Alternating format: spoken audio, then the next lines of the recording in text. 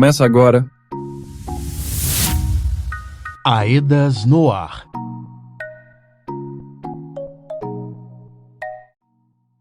Olá, bem-vinda, bem-vindo.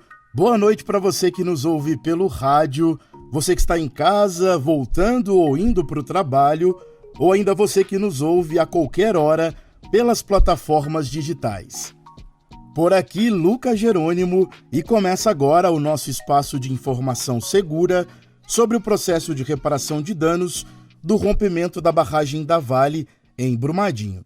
O Aedas no Ar é um programa da Associação Estadual de Defesa Ambiental e Social de Minas Gerais, AEDAS, que trabalha ao lado dos atingidos pelo desastre-crime como assessoria técnica independente.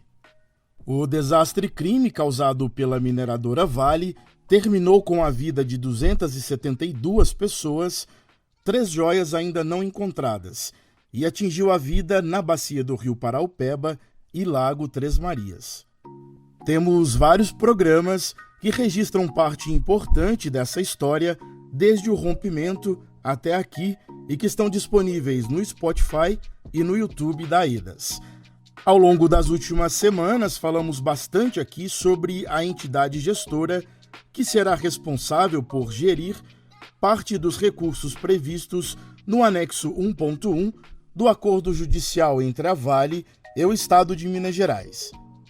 São os chamados projetos de demandas das comunidades. E se estamos falando de protagonismo do povo atingido, seguiremos tratando da importância do momento atual. Para isso, conversamos hoje com a Ana Cristina Alvarenga, da Coordenação Colegiada da Cáritas, que é uma das entidades que formam a parceria homologada como entidade gestora. Reparação integral. Ei, Ana Cristina, bem-vinda ao nosso programa. Sua presença é importante. Por favor, qual a expectativa diante desse trabalho e das necessidades das comunidades?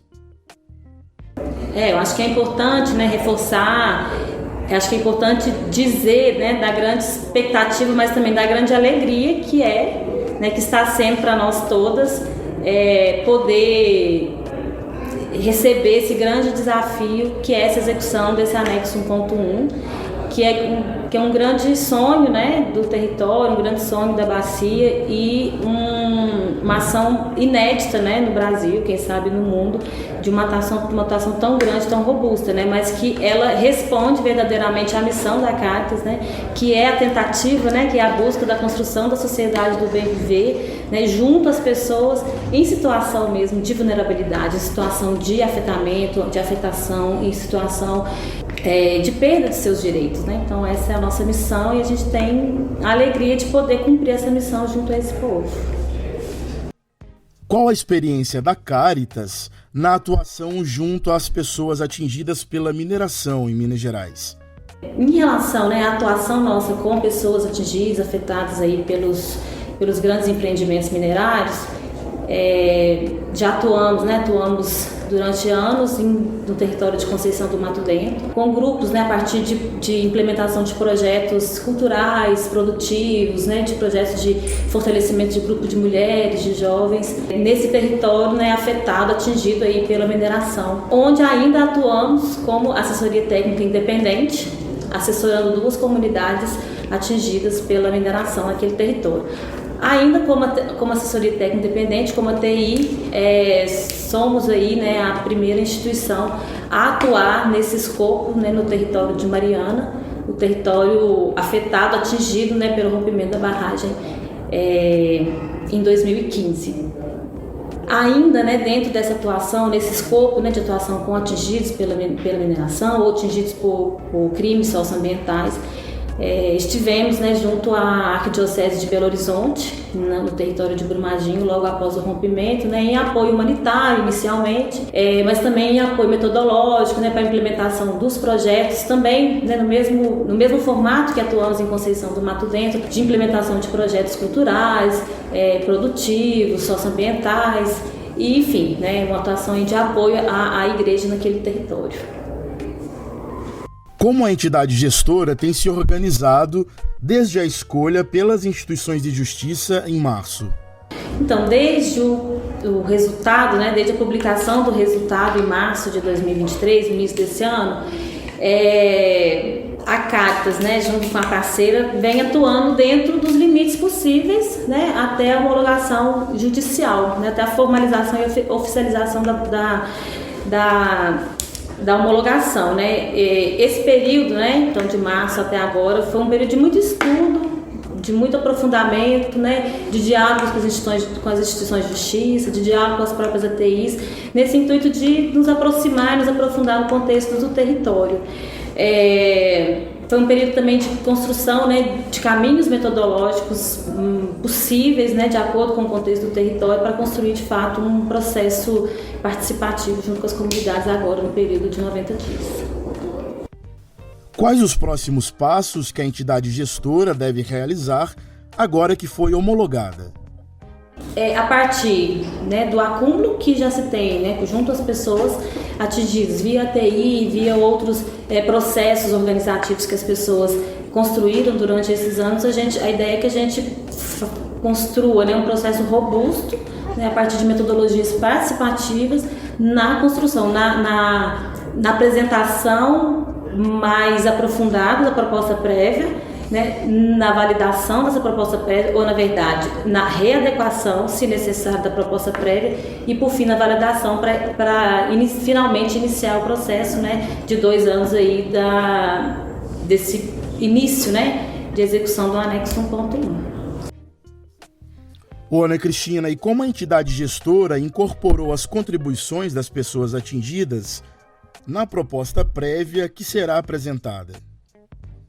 Na verdade, pelo formato do edital, a proposta prévia ela não foi construída de forma participativa, mas a Caritas ela considerou todo o acúmulo produzido pelas pessoas atingidas, junto às suas ATIs, né, para a construção dessa proposta prévia. Foi um processo de muito estudo, de muita elaboração, e considerando todos esses produtos produzidos pelas pessoas, né? Sobretudo ali o produto A, onde que teve ali todo um esforço, toda uma dedicação das pessoas atingidas nesses últimos 2 anos, né? Na construção do entendimento, né? Na construção de um melhor entendimento para a gestão do anexo 1.1. Então, assim, a proposta prévia, ela é totalmente baseada em todo o esforço, né, e dedicação que as pessoas produziram, né, e se dedicaram durante esses últimos 2 anos. E agora, nesse processo de construção da proposta definitiva, né, consolidação dessa proposta definitiva, o ponto de partida será todo esse esforço, né, todos esses acúmulos e documentos e estudos que as pessoas já produziram. Ana Cristina, e qual a expectativa para os próximos meses e como está sendo pensado o trabalho com as pessoas atingidas no território? A expectativa é que, após o recebimento do recurso, que estamos entendendo que daqui cerca de 15 dias, após o recebimento desse recurso, teremos aí cerca de 90 dias, ou seja, daqui até o final do ano, né? Por aí, novembro, dezembro, para esse processo robusto, né, de construção, diálogos e reflexões e consolidação da proposta definitiva. A ideia é que a gente tenha encontros robustos, encontros amplos, né, que a gente consiga fazer um processo de mobilização intensa e ampla, né, da bacia como um todo. Então a ideia é que tenha encontros de bacia, como já teve em alguns outros momentos, né, encontros de bacias, encontros regionais, onde que a gente vai poder aprofundar, né, item a item da proposta prévia e assim sair, né, tirar consensos, tirar a consolidação, né, do entendimento coletivo das pessoas. Então seria basicamente em grandes encontros, né, que a gente pode chamar de encontros de bacia ou assembleias, mas também encontros regionais para aprofundamento, né, enfim, e também escutas, né, de grupos específicos, se assim for necessário, assim como de grupos de povos e comunidades tradicionais, grupos vulnerabilizados, mulheres, jovens, pessoas PCDs, enfim, a garantia da escuta, né, da grande representatividade que existe na bacia. E o que será apresentado aos atingidos e atingidas nesses encontros? Sim, nesses encontros a ideia é que a gente apresente o que a gente propôs para que o anexo, como que o anexo será executado na prática, né? Como que vai ser o arcabouço ali da estrutura de governança, o que está sendo proposto, né? Como fluxo de projetos, né? De recebimento dos projetos, avaliação e aprovação dos projetos. A ideia é que a gente apresente uma proposta, né? De como que o crédito, o microcrédito, né? E outras formas, né? De acesso, né? A crédito. A proposta que a gente tem para que isso aconteça, né, para que as pessoas acessem esses recursos, mas é uma proposta. A ideia é que as pessoas visualizem essa proposta e construam seus entendimentos. Se faz sentido, se não faz sentido, se precisa adequar, né, quais são as adequações, quais são, de fato, o melhor caminho para a execução participativa, ou seja, né, de uma apropriação das pessoas para a execução, enfim, para que garanta mesmo, né, o envolvimento efetivo e de qualidade das pessoas atingidas. Como a entidade gestora, Ana Cristina, vai garantir que o anexo 1.1 seja transparente? Então, acho que a proposta prévia, ela traz, sim, grandes compromissos, né? Ela apresenta e a gente tem que cumprir esses grandes compromissos, né? O primeiro compromisso está na gênese, no princípio, né, do próprio acordo, do próprio anexo 1.1, que é ser popular, ser uma construção popular, ser uma construção coletiva, participativa, né, genuinamente saindo das pessoas, né. Ela tem que ser uma execução extremamente responsável com recursos que são dessas pessoas, sobretudo na transparência, porque toda a proposta prévia e também a nossa missão e a nossa condução enquanto Caritas nesses últimos 67 anos se baseia na transparência, se baseia na condição de garantir que todas as nossas ações, tanto físicas quanto financeiras, elas estejam disponíveis, né, disponibilizadas para entendimento, fiscalização, consulta, né? Então, assim, a ideia é que a gente tenha, né, ferramentas, né, e metodologias que garantam que as pessoas tenham condição de acessar as informações a qualquer momento ou a qualquer tempo. E o que a Caritas vê como desafio para a execução do anexo 1.1? Na verdade, o desafio é também uma grande expectativa, né? De que a gente faça, né? Garanta, né? Uma gestão verdadeiramente participativa e que se garanta, né? Um processo robusto, né? De reparação dos danos das pessoas atingidas nesse território atingido, nesse território ferido. Então, sim, na verdade, o desafio é uma grande expectativa que a gente acredita que só vai ser possível um grande pacto aí, né, de atuação coletiva.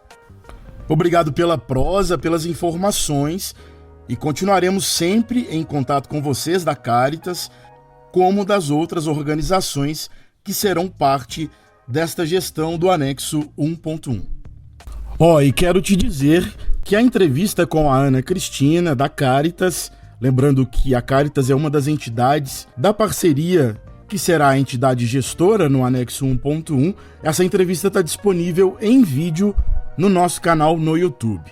Vai lá ver, youtube.com/aedasmg. E além desta entrevista com a Ana Cristina da Caritas, lá no nosso canal você tem vários vídeos sobre essa história de trabalho, então vale a pena ir lá ver e conhecer se você ainda não viu. Você está ouvindo Aedas no Ar. Daqui a pouco a gente segue com prosa boa, com história e informação sobre os projetos das comunidades aqui no nosso programa. A gente fala também sobre conferência de saúde e sobre a decisão do Tribunal de Justiça de Minas Gerais, que enviou novamente para a primeira instância o processo sobre reparações individuais. É informação importante, é novidade desta semana, que você fica sabendo daqui a pouco. Fique ligado, fique ligada, que daqui a pouco tem mais notícia, mais informação sobre a reparação de danos causados pelo rompimento da barragem da Vale em Brumadinho. Um intervalinho rápido e voltamos já. Estamos apresentando Aedas no Ar. Voltamos a apresentar Aedas no Ar. Voltamos. Este é o Aedas no Ar, aqui na sua estação e pelas plataformas digitais, espaço de informação e notícias sobre o processo de reparação de danos causados pelo rompimento da barragem da Vale em Brumadinho. Você que está nos ouvindo pela primeira vez, ouça nossos outros vários programas e veja os materiais produzidos pela Aedas sobre essa trajetória. Esses materiais estão disponíveis no nosso site, aedasmg.org. E para falar com a gente, só mandar um recado aqui pelas redes sociais no @aedasmg. Você está ouvindo Aedas no Ar. No bloco anterior, conversamos com a Ana Cristina Alvarenga, da Coordenação Colegiada da Caritas, uma das instituições da parceria que será gestora no anexo 1.1. E agora, a gente segue na mesma linha falando sobre os projetos de demanda das comunidades. Retomamos uma prosa que começou no programa anterior, que está disponível no nosso canal do YouTube e no Spotify. Os personagens são fictícios, mas o assunto é bem real e parte da vida dos atingidos e atingidas. O assunto segue sendo a notícia da homologação da entidade gestora. Escuta só.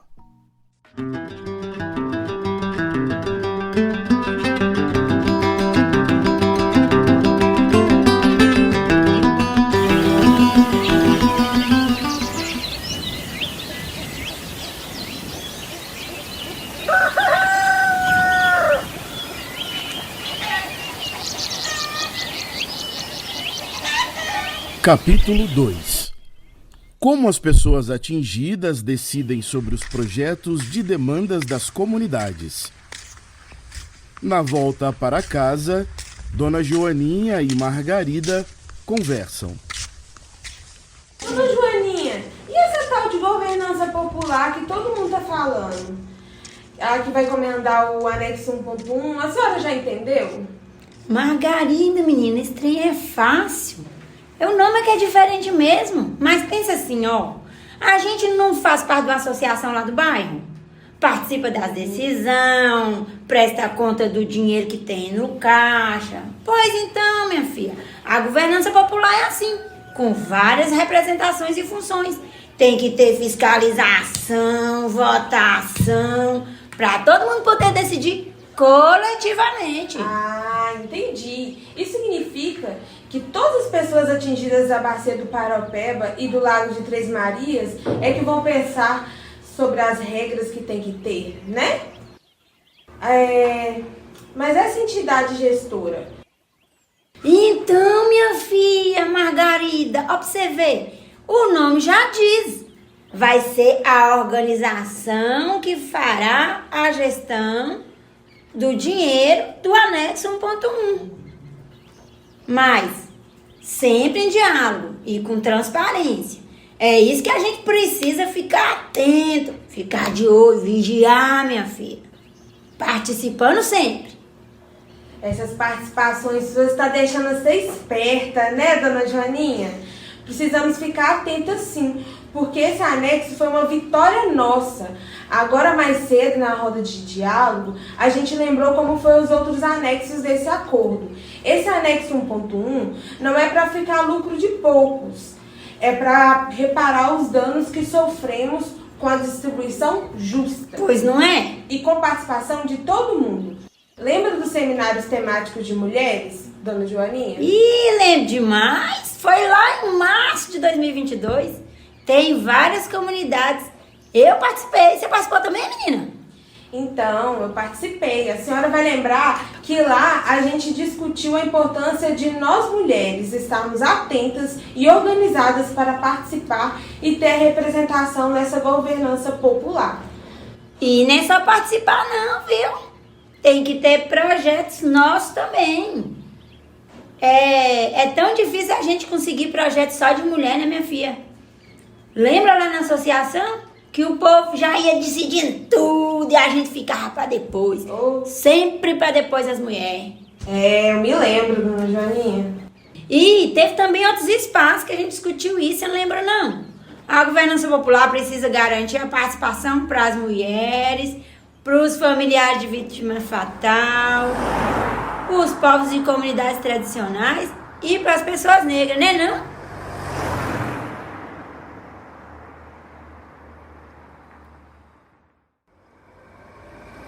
Menino, deixa ser malinho, cuidado com os carros.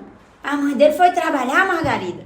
Aí eu tô tomando conta dele. Sei como é que é, Dona Joaninha. A gente tem que se desdobrar com várias coisas. O meu tá aqui, né, pra nascer. Mas eu já estou chegando aqui perto de casa e eu queria dizer para a senhora que a gente continua conversando, porque esse anexo tem que ser para o seu neto, para a senhora, para mim, para os povos e comunidades tradicionais. O povo tem sofrido muito e a gente precisa fazer que isso aconteça mesmo. É verdade, Margarida. Se tivermos projetos pensados, executados só por mulheres, com certeza vai melhorar a vida de toda a comunidade, das crianças e das famílias. Vamos conversando sim, minha filha, participando dos espaços. É só assim que a gente vai, de fato, de verdade mesmo, reparar os danos e fortalecer nossa comunidade. Eu estou pensando em uns projetos bons com as mulheres lá da associação, mas a gente conversa depois para pensar melhor. Tchau, dona Joaninha, com Deus. Tchau, minha filha, vai com Deus.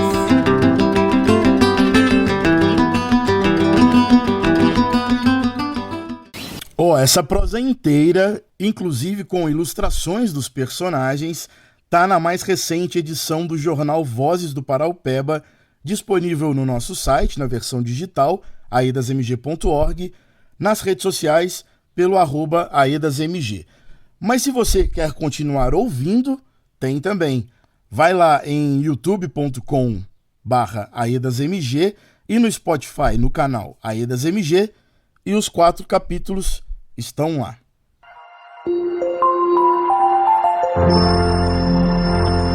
Giro de notícias.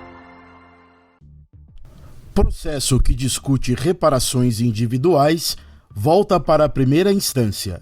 Uma decisão do Tribunal de Justiça de Minas Gerais, o TJMG, nesta quinta-feira, 14 de setembro, em Belo Horizonte, reconheceu que um recurso apresentado pela mineradora Vale S.A. perdeu finalidade e o processo coletivo sobre reparações individuais volta ao juiz Murilo Silva de Abreu na primeira instância. E durante essa audiência, dezenas de atingidos e atingidas se manifestaram por reparação integral de danos e encaminharam aos desembargadores do TJMG uma carta de reivindicações assinada por lideranças e diversas organizações sociais. Uma reunião com o juiz da primeira instância, que já havia decidido favoravelmente pela liquidação de danos, está prevista para o dia 26 de setembro, com a participação de atingidos e atingidas.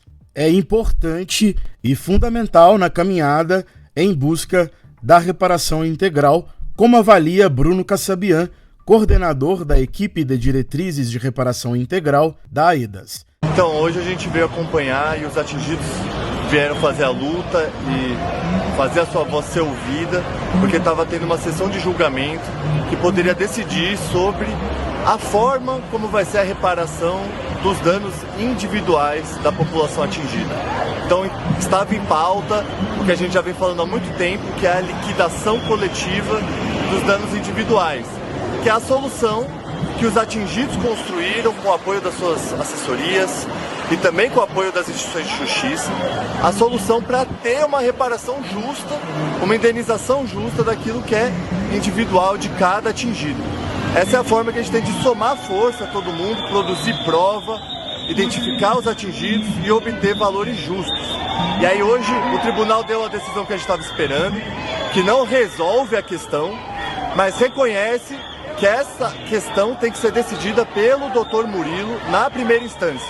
A gente vai ter esse julgamento aí dentro de um mês e dia 26 os atingidos já estão marcando uma luta ali na porta do gabinete do Dr. Murilo e ele vai receber também algumas pessoas para que as pessoas possam dizer de novo que querem uma reparação justa pela liquidação coletiva. É isso.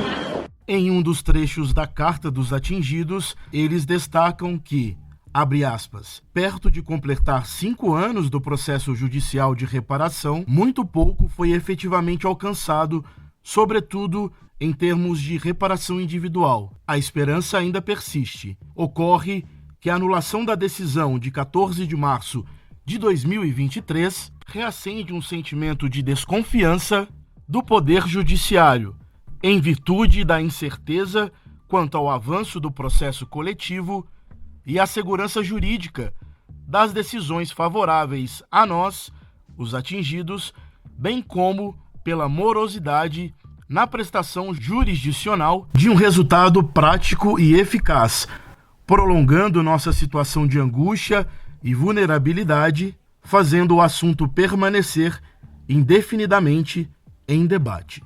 E claro, no nosso site tem uma matéria completa para você saber de todos os detalhes em torno do processo das reparações individuais, como também a carta na íntegra, a carta que foi entregue aos desembargadores. Nosso site, lembrando sempre, é aedasmg.org.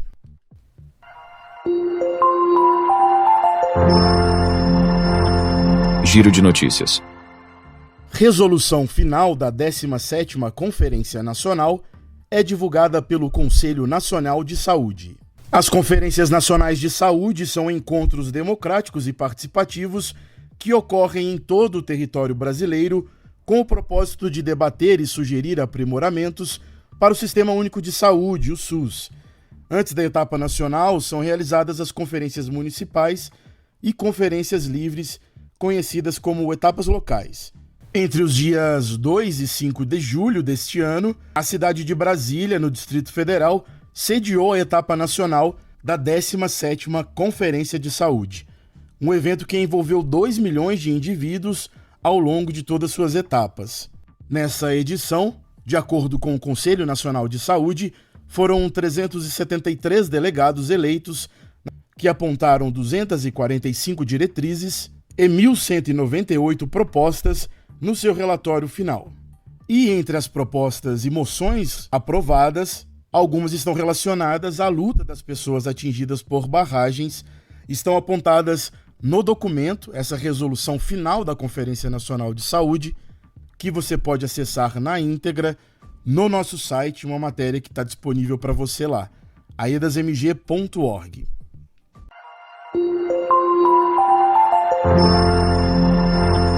Giro de notícias. Ei, gente, esta edição 78 do Aedas no Ar vai terminando por aqui. Valeu demais por você que ficou ligado aqui, a você que compartilha os nossos conteúdos. Em breve, a gente se encontra novamente. Continuamos juntos e conectados sempre pelas redes sociais no @aedasmg. Um grande abraço a todos. A gente se encontra em breve. Até mais. Este programa teve produção de Diego Cota, Lucas Jerônimo e Valmir Macedo, apresentação, roteiro e edição de Lucas Jerônimo e contou com o apoio da equipe de comunicação da Aedas.